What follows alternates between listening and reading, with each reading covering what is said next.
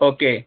So I was trying to explain that in the level 4 unit, relational database design, some of the topics are given, but they were in little bit most of them were skipped. So what I did, instead of having the session and the learning outcome 3, I have split it into 3 parts. Okay.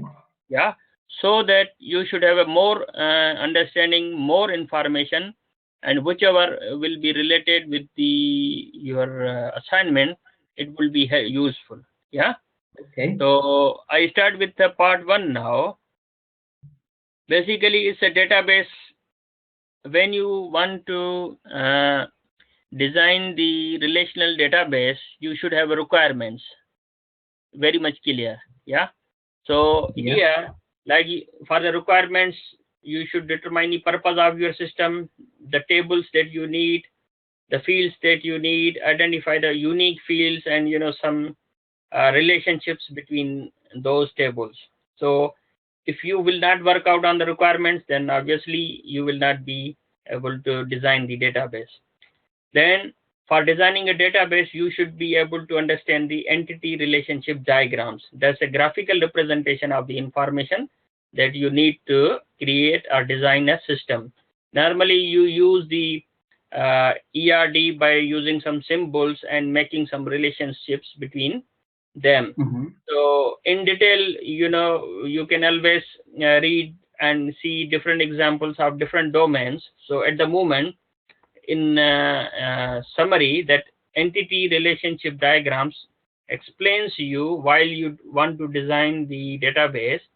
It will give you the illustration that how you should connect the entities, and then certain symbols can be used, like entity in a rectangle, weak entity relationship is shown with the diamond, and identifying the relationship is shown with the double line diamond, and many more. There are attributes with the like oval, and these things will on later stages, when you will be doing the advanced database features, then they will be helpful for you. And data flow diagrams. So data flow diagrams is a kind of flow of information. There's a diagram will explain to you how the data will flow in the form of flow charts. For example, how the user will be interacting with the system, like processing order, the after processing order, the entity will issue the invoice, and not only this, but orders, then orders will be sent to the shipment product fulfillment department, and then this is a life cycle, kind of cycle that is to be represented with the data flow diagram. Yeah. So these are the, during the designing of the database, you should have your requirements to be clear, your entity relationship diagram should be available or created by yourself, the data flow diagram should be very much clear to you, and then you will be able to design a database. We are not talking about the implementing the database, but designing the database. And data flow diagrams may have certain symbols used, like external entity process is illustrated with this circle, data store, data flow, the arrows, and these things. Now, data dictionary. Basically, when you want to design a database, and when you are really creating the database, you need to create a data dictionary which will store the information like tables, the name of the tables, list of the tables, columns, indexes, constants, functions, and everything, whatever that will be required to you as a user, as a database administrator, as a developer. It's much more important. Like this is an example. For example, student, lecturer, course, these are the tables, their table space names, their correct the cluster names, and status, and their every technical information you should have. And that's basically the data dictionary is stored the information within the database. Like here, if you say query users tables, So this is the data dictionary, which is displaying the information about the user tables in technical terms. Yeah. Yep. Advantages: it gives a well-structured, clear information about a database, and you can analyze the requirements, redundancy, like duplicate columns, tables, so you can see the structure. But disadvantage is that it will be well designed in advance to take the all of advantages. The cost of data dictionary will be high because it's an additional document. Yeah, and it is only for the technical users. Database table. So table, as you know, that you are dealing with the relational database. So normally you have a rows, which are also called in a language of mathematically a tuple, attribute names, schema name or table name is the customers, and data cell is called a field. So this is just the definition of a database table. Constants. Constants are the rules that you apply on the table. For example, a unique constant. For example, if you have a database table and you don't want the duplicated roll number of the students should always have a roll numbers. Yeah. Unique, it shouldn't be the case. For example, one student can have same city name, it will be duplicate. But if you want to apply the constant, a rule to particular data, then you will be using a unique constant. Referential constant.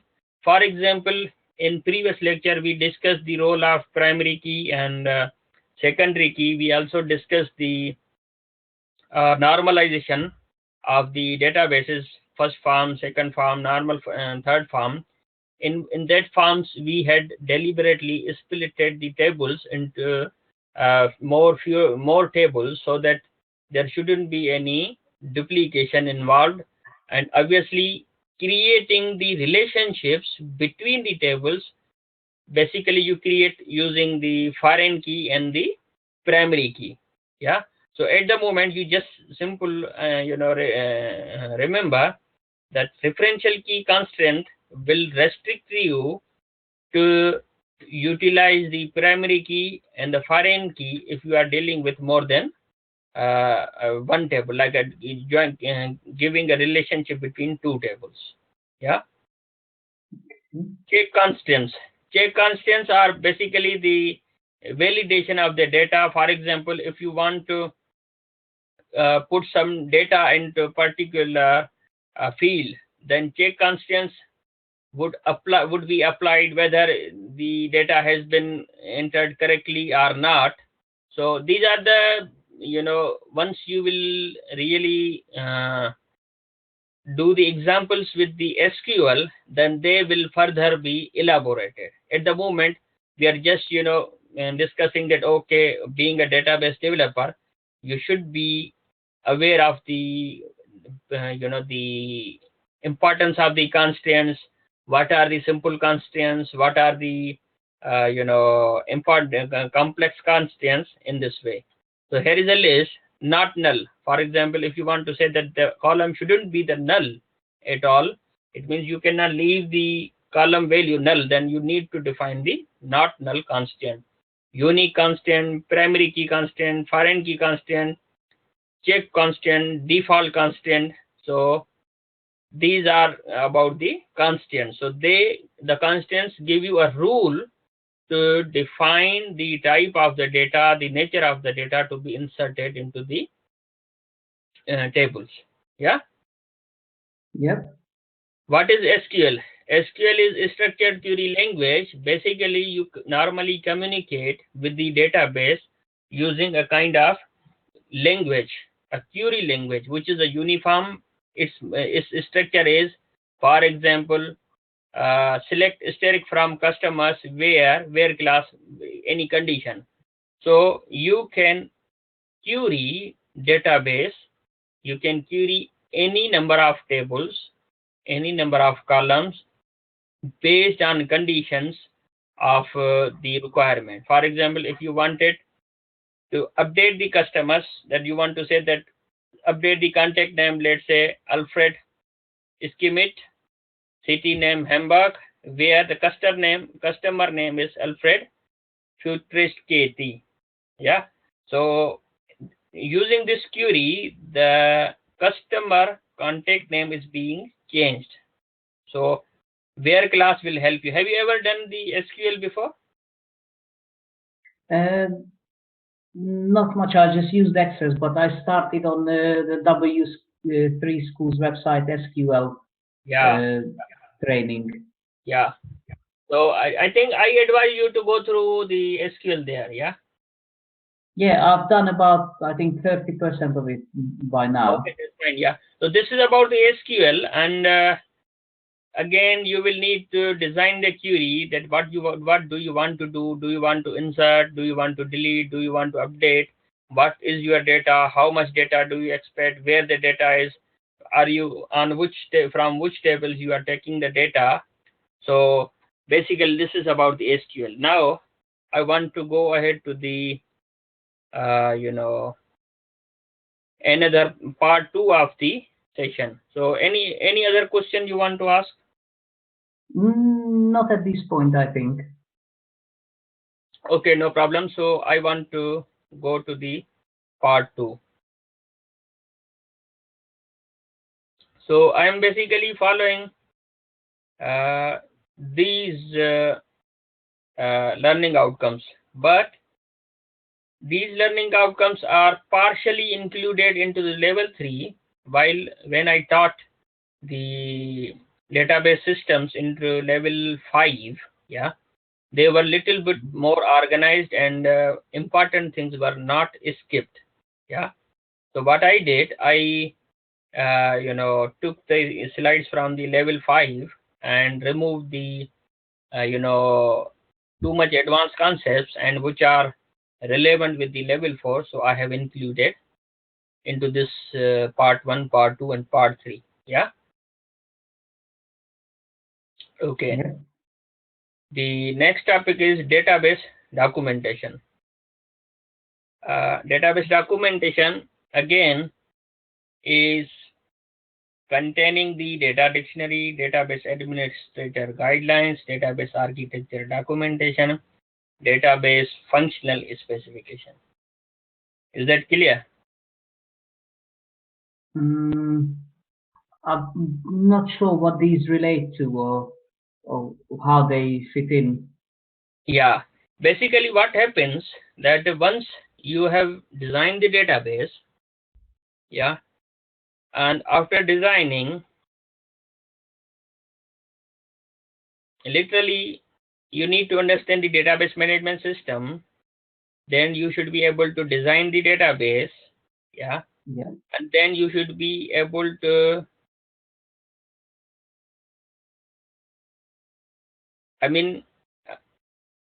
first is understand the database management system, yeah, overall, that how it functions, then understand how it is designed, yeah. Okay. And third is be able to design a database system, yeah. Initially, you are understanding the database design in the learning outcome 2. And in the third, you are basically designing the database system. Yeah. While you are able to design the database system, once it is designed, yeah, and implemented, yeah, in your level 4, the database implementation is not included. Yeah. Okay. But once you will implement, then after implementation, you will have to produce the documentation. All right. Okay. After the documentation is done, you will also need to evaluate the performance of the database. Yeah. Yeah. So in your unit, you should have been able to evaluate the performance if you had implemented it. Makes sense. I believe that in your database, in your unit, there is no implementation, but definitely there is a concept of the database evolution, which can also be called as a database testing. Yeah, database review, database, implementation review, because performance evaluation will only be done once it is implemented, isn't it? Yeah, well, you can't evaluate it really. You can only evaluate it in the theory. Hmm. I mean, I So think I that's can. why, yeah. So you got it. That's why you understood. This one is on the left hand side. I have a level 5, learning outcome. The course specification. Understand the database management system. Do you want to go through these 3? Yeah, we can do. Yeah, let's do it. Okay. I mean, I'm just listing, not to understand database management system. It was same here. Yep. Then be able to design a relational database. Second was understand design, database design. It was fine. Third Yeah. was be able to implement a database design. Over here, be able to design a database system is basically, they have just in the third, in your level 4, they haven't given much, consistency of the connectivity. Yeah. But it is very clear that you understand the database design, then implement it, and then test it and document it. Yeah. Yeah.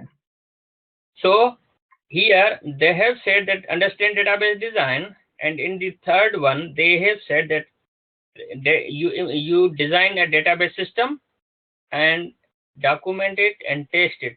Only they have skipped the implementing a database design concept here, right? Yeah. I mean, in level 4 they have asked to implement it. In level 5 they have asked to implement the database. In your level 4 they haven't asked to implement the database. Yeah. Yeah, That's that's why, fine. Yeah, yeah, now I see that's the why difference. I had split it into more sessions, like in parts, part 1, part 2, part 3, so that you could also get a little bit more touch of the implementation as well. Like now that the documentation, the database documentation is related, which includes the database data dictionary that we discussed, database administrator guides. It means the documentation is based on the implemented database. Make sense? Yes, it does. Yeah. So now I'm going through the complete documentation. The documentation is the data dictionary, database administrator guides, database architecture documentation, database functional specification. Functional specification, that what are the functions of the database. So based on this assumption, we assume that you have implemented the database management system, and your documentation should include these. Yeah. So database documentation is useful for database architects, database developers, administrators, support staff, quality assurance staffs. Yeah. So let us go further.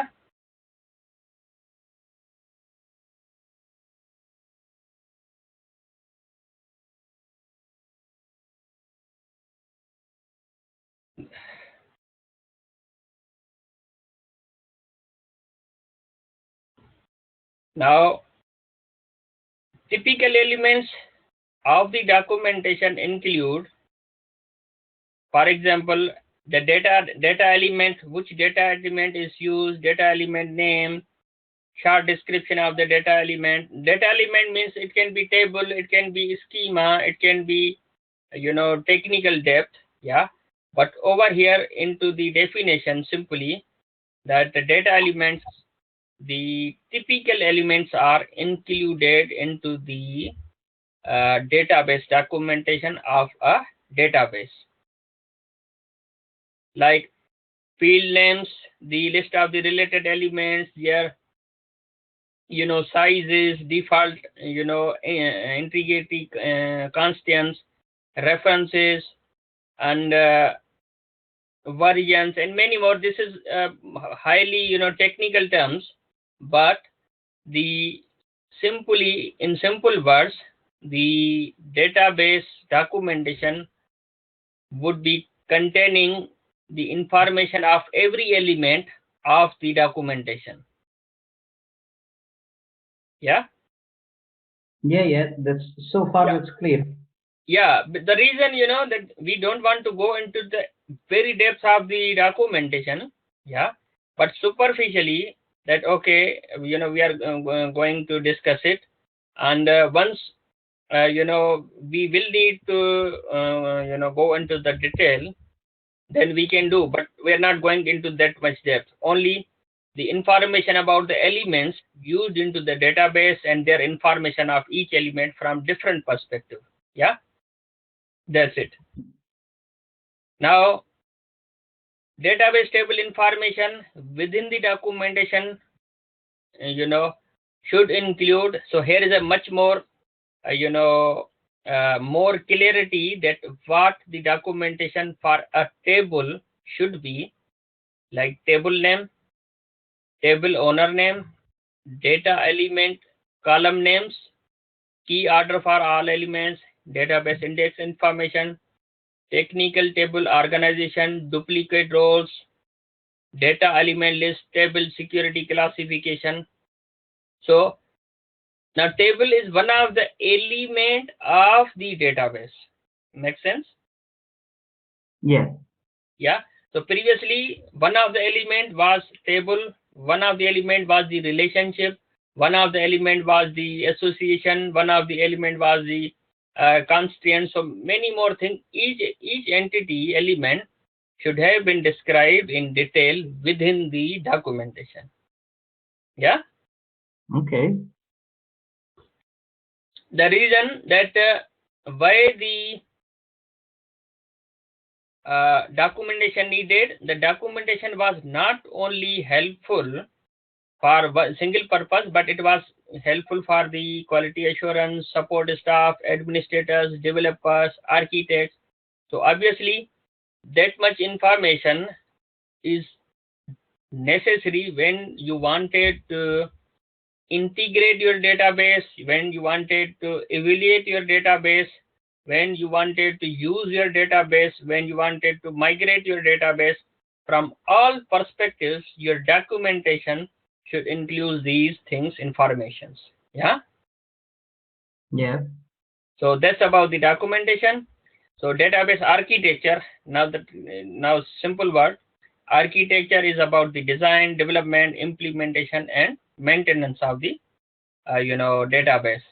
So when you talk about the architecture of anything, it will explain to you everything: design, development, and implementation, and maintenance. For example, if I ask you to give the architecture of the car, then you should be able to say that okay, it works on the 4 wheels.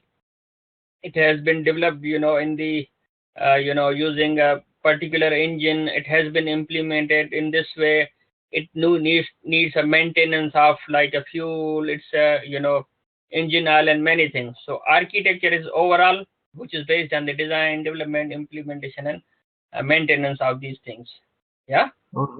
Yep. Now components. Database components include tables, query languages, forms, reporting, customized pages, and schemas, relationships, and components, routines, these things. If I ask you what can be included into the components, that there will be tables, there will be query languages, there will be forms for displaying the data, some components like reporting, and relationships, certain routines, macros, functions, these things. Nothing else apart from them. Yeah. Now you want to review the, yeah, any question? No. Okay, now you want to review the different perspectives, design review. Yeah, design reviews is all aspects of the database and application code are reviewed for efficiency, effectiveness, and accuracy. You have designed a database, you want to review it for efficiency, effectiveness, and accuracy. How? There are 7 basic design reviews for database application. You need to review at conceptual level, logical level, physical level, organization level, SQL and application code level, pre-implementation design review, post-implementation design review. Yeah. So this is going to the review the evaluation of the database. Okay. Yeah. So first is the conceptual design review. Basically, in this review, you need to validate the application concept, which involves the presentation of the statement of the purpose as well as general overview of the desired functionality that will be provided by the application. For example, if you wanted to create a database for a particular purpose, yeah, and you look at the requirement, whether the particular requirement can be fulfilled by a database or not. Make sense? For example, if you wanted to store the only pages, yeah, certain HTML pages for your, biodata, nothing else, then perhaps the database may not be useful for you. Only certain files should be saved on the server. Make sense? Yeah. So basically, yeah. at the conceptual design review, you decide whether it is a good idea to use a database for what you want to use it for. Not the conceptual design, yeah, but the statement of the purpose, whether it is, feasible to design or not. Oh, okay.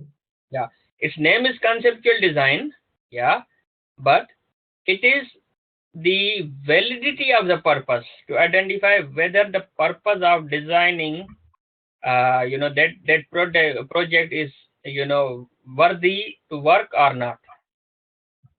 Okay. For example, project provides a duplicate or inadequate functionality. Project which are cancelled due to lack of funds, staffing, planning. For example, if you wanted to store your simple web page, yeah, your biodata, and you could do this, you could host this information on a simple, very cheap, website hosting. But if you are saying, I would store my database, if you would store your, CV or biodata online using hosting, which should be stored into the back-end database, yeah, then it will be wastage of funds. You will be uselessly paying the extra amount to the, database, hosting as well, isn't it? So feasibility is the concern. Logical design view. Logical design review is the review of data elements, descriptions, relationships, within this. Like, you need to consider the normal forms, first normal form, second normal form, third normal form. You need to go through these, normal forms review, that whether they are done or not. Yeah. So it is much more, in detail. I want to go a little bit quick because I have to complete all 3 first, and then we can, come back. Okay. Yeah. So the logical review is the review of the relationships and data elements. Like, we discussed the normal forms are used to optimize the relationships. So when you are doing the logical review, it means you are doing the normal forms of the database reviewed or being implemented. If you make sure that the the database is in the first normal form, second normal form, and third normal form, it means you reviewed the database logically. Yeah. Yes. Physical review. Physically means this is the component which most DB2 developers associate with design review process. So physical review is basically the once it is implemented in the database, then data administrator or the database administrator should ensure that proper translation from logical to physical was made. Physical review. Physical review means whatever the logical design was available, whether it has been implemented or not. What is it? What is a physical design review? Within the physical design review, there is a backward checking with the logical design. The logical design was the proposition, and within the physical design review, after the implementation, you are going to check whether the logical review or logical design has been implemented fully. So that is physical review design. So for the physical review design, you have to go back and compare with the logical design implementation. If something is missing, it means your physical design review came up with something incompleted. Okay. Yeah. Organizational design review. This will make sure that enterprise concerns have been achieved. Yeah. Yep. Because what organization needed, their concerns have been achieved within the database. It means organizational review, organizational design review has been passed. SQL design review. Within the SQL design review, you carry out the review with using SQL statements. This is a bit technical, SQL design review. What you need to do, you need to connect with your database and try to connect with external programs, and then you can review it whether it is being connected without any problem or not.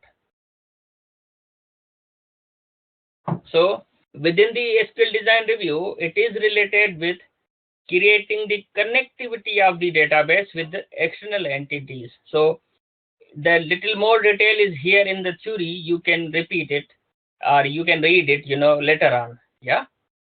Okay. So in simply, SQL design review is the technical review that how it needs to be connected with external, with every program like COBOL, Java, and these things. Pre-implementation design review, yeah, is basically the sixth phase of the design review.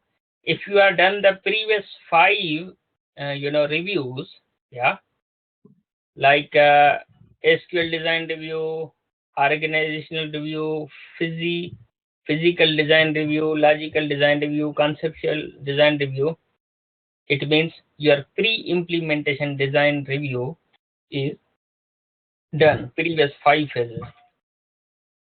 Yep. Post-implementation design review is the application meeting its objectives, both performance objectives and functionality. So basically the testing.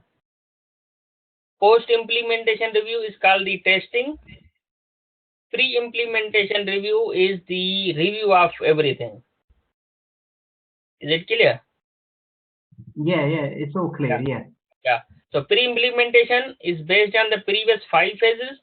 Post-implementation is the after implementation to check its validity, functionality, whether it is like the verification and validation, that whether it has been implemented. It's a kind of testing, evaluation. Yeah. Okay. So these are about the reviews, and part 2 is completed now. I think they are self-explanatory, and should I go to the third part now? Yeah. I think we're all right to go to the third one. Yeah. Yeah.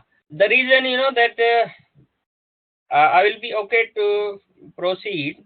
The reason that what happens sometimes, the PowerPoint slides are only based on the bullet points, and the tutors explain most of the things from their own knowledge.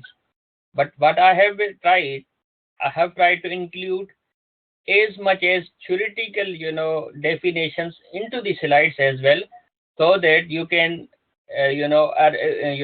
even if you skip from the lecture, you can read it, and you can get the whole concept from the PPT as well. Yeah. Yeah, I Now, think it's a good idea. yeah. That's why you must have noticed that I have included more and more wordings into these PPT slides. Yeah. Yeah. So it's not just all bullet points.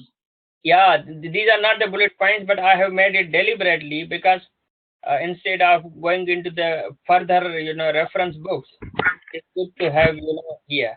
Now, part 3. Testing plans. So basically you are going to do the evaluation. Yeah. So evaluation testing includes performing a data validity, data integrity testing, performance check, and many more. So we go through one by one. Structural database testing, it deals with tables and column testing. So obviously the tables have the structure of the rows and the columns based on the schema testing. So schema basically defines the relationship between the testing. So if you wanted to do the structural database testing, it means you are testing the tables, columns, and relationships. Stored procedures, views testing, and checking triggers. So all about the tables and relationships between the tables comes under the structural database testing. Yeah. Next is the functional testing. It involves checking functionality of the database from user point of view. Most common type of functional testings are the white box testing or black box testing. Now, if you want to check the functionality of a database, white box and black box testing is basically the terms used from the software engineering. When you say black box, it means the box is a whole. You don't know what is inside the box, but you want to check the overall functionality testing. When it says the white box testing, it means you go inside the box and try every corner of the box with clear eye, each and every step to be tested. Yeah, so that's called the functional testing.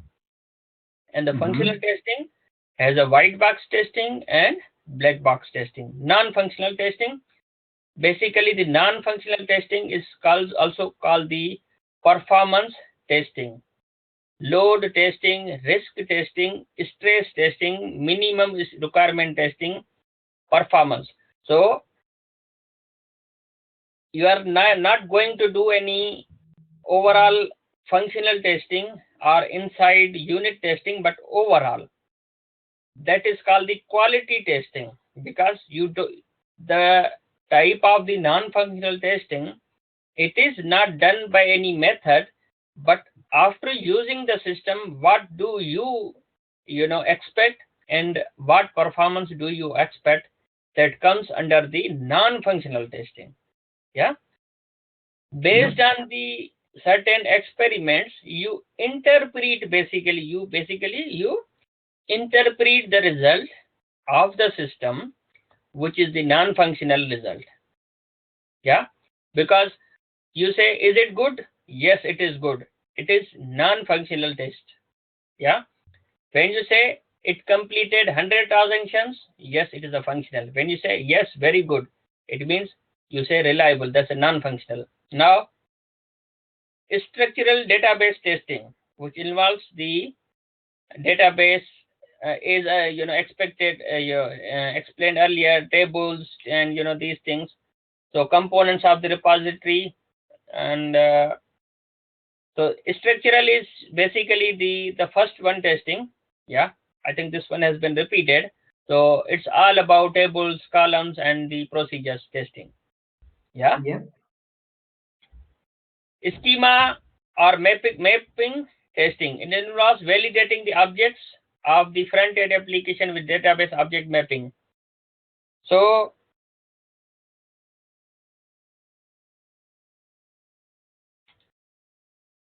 whichever the objects have been used, yeah, the objects needs to be validated using the stored procedures. Basically, the schema is based on some functions, stored procedures. Yeah. So stored procedures to be tested is called the schema testing. Objects in the form of, for example, in Microsoft SQL Server, a tester can write a simple queries to check the validate schema in the database. If the tester wants to make the changes to the table structure, he should ensure that all the stored procedures have their tables are compatible with this change. So schema is basically the relationship, as I already explained, that one table is related with the another table. Yeah, they are connected using some schema.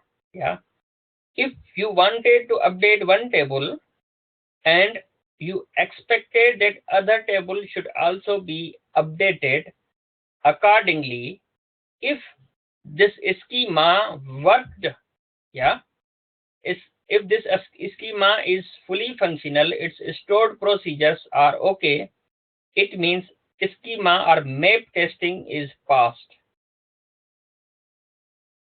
Yeah. Schema testing allows you to validate the relationships between the tables. Let me go ahead. Stored procedures and view testing. So to test the procedures are called the functions into the programming. Trigger testing. Triggers are also kind of the functions or procedures used into the databases. Yeah. So I'm going to, I'm not going to into detail, but once you will have a chance to create a procedures, triggers into the database, so this is about those things. So at the moment, it's not necessary to go into the definitions of the procedures and triggers, but they basically related with when you will be practically doing those. Yeah. Okay. Tables and column testing. Yeah. Validating the data types, the data fields, validating the length of the data into the database, and columns of the database, fields, objects. So everything to be tested regarding the tables and its columns is also one kind of the testing. Database server check. If the database server can handle the expected number of transactions, then the database server check is passed. For example, at one time, if the database server is requested from 1,000 users, yeah, if it can serve the number of users within the time, then it's fine, it is passed. If it is not able to serve the that number of users, then obviously it will fail. You must have, uh, seen certain situations when certain websites should refuse you, to access the grant to the database or your data. Have you ever faced this situation? I think it happens sometimes on the flight companies' websites when they put some big sales on, and then too many people try to go Exactly. on the Yeah. website. Exactly. Yeah. And the website, downs. Yeah. Basically, Yeah, it doesn't goes down, but the maximum, request capacity, when the maximum request capacity reaches, then the additional requests are given. Okay, sorry, the database, or the website has a huge volume of users, try back later.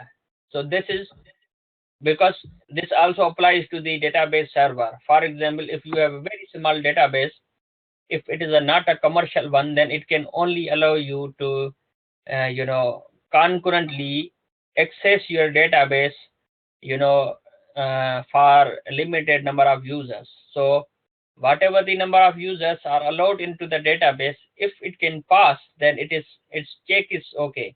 If it cannot pass, then your testing of the database is failed, because there is a difference between the claim and the actuality. If someone launched the database and they claim that this database can support, let's say, 100,000 users at one time, it can only be tested once you will give the load of that much number of users. Yeah. okay. So you won't be able to test it until you actually have those Ye- number of users, they say. yes. So I explained to you within the functional testing, one is the black box testing and white box testing. Here is the detail. I gave you the example. When you are doing the black box testing, it means you are doing the test as a whole. In the white box testing, you are checking each and every line, each and every sub module within the white box testing.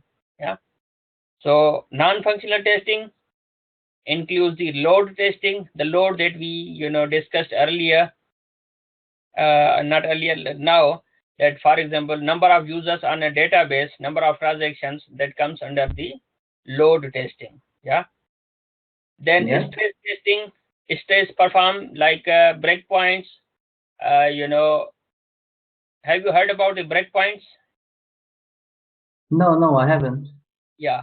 What happens, the breakpoints are made into the programming, that until that much breakpoint, let's say for example, if the database has been asked to carry on, for example, 1,000 instructions.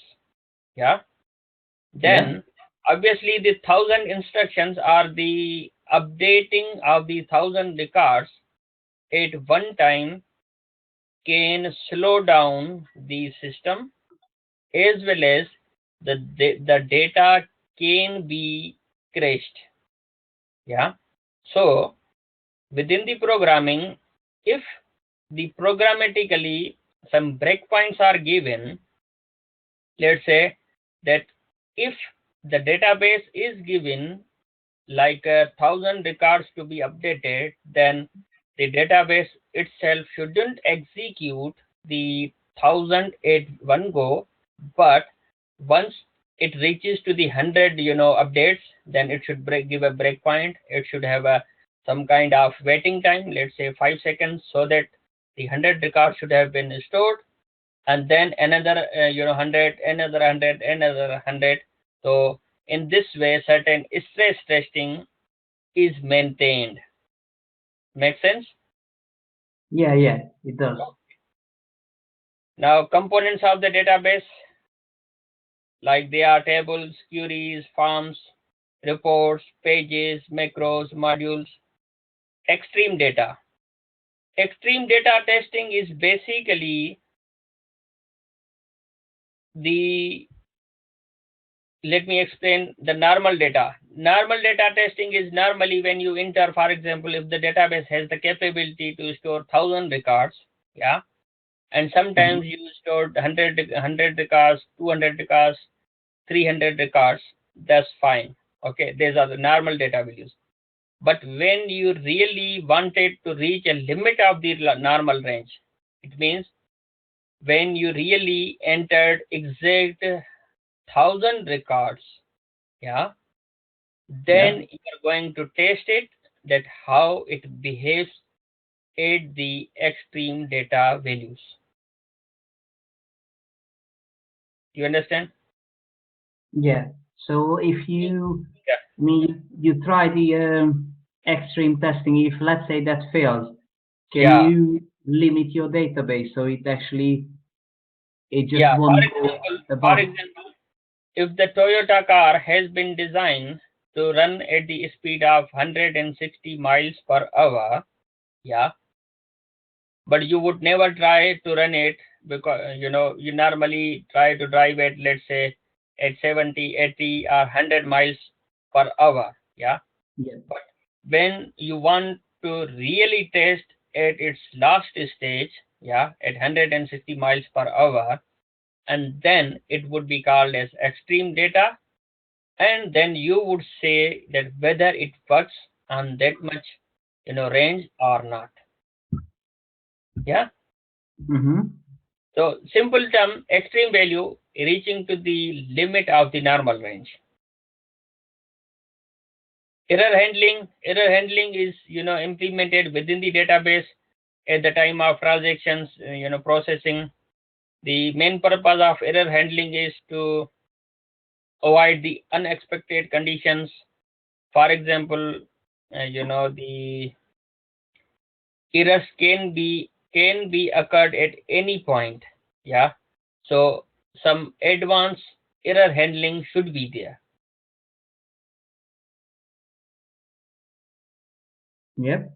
Yeah. So how, for example, there can be any problem during any transaction. Yeah, transaction in a sense that you wanted to store one data into 5 tables.